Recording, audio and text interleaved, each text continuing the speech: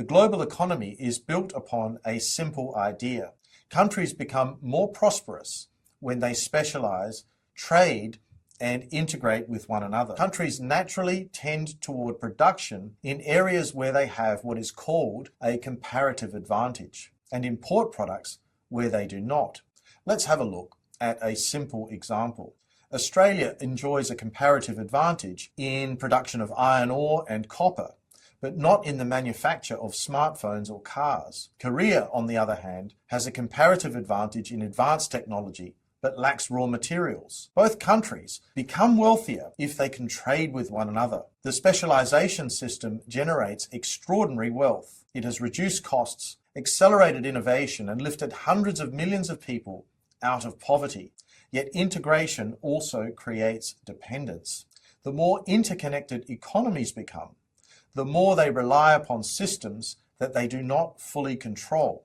This is not merely an economic observation. It is a geopolitical reality. Interdependence is not necessarily a source of weakness.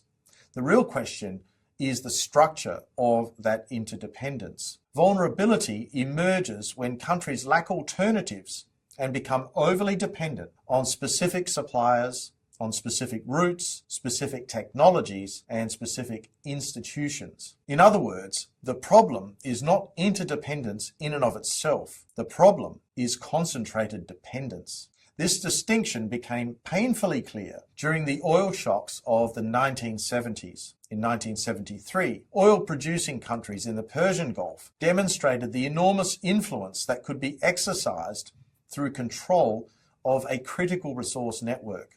Energy importing economies suddenly discovered that systems they had assumed were stable could become sources of vulnerability. The consequences were profound. Inflation surged. Economic growth slowed. Political leaders faced mounting pressure. The crisis transformed how governments thought about energy security. What is particularly interesting is the way advanced economies actually responded. They did not attempt to become fully self-sufficient. Instead, they pursued two complementary strategies. First, they cooperated. The International Energy Agency was established to coordinate responses, to share information, and to improve collective resilience. Second, they invested in domestic capability. Governments built strategic petroleum reserves. They improved energy efficiency, and they diversified suppliers. They expanded domestic production where it was possible. Notice what they did not do. They did not attempt to eliminate interdependence. They recognized that complete autonomy was neither feasible nor desirable. Instead, they sought a better balance between sovereign capability and international integration. That particular balance proved remarkably successful.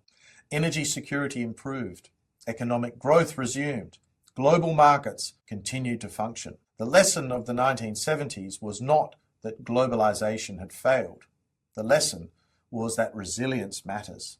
But history also provides a cautionary tale. To see it, we need to leave the energy sector and travel to Latin America. Throughout much of the 20th century, many Latin American countries pursued a strategy known as import substitution industrialization, often referred to as ISI.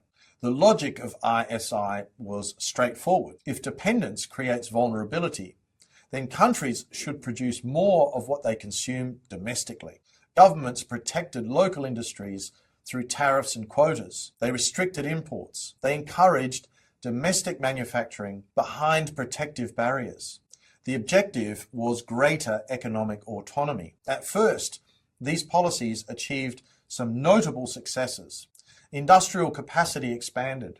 Domestic production increased. Countries became less dependent on certain imports. Yet over time, problems emerged. Protected industries often faced limited competitive pressure. Innovation slowed.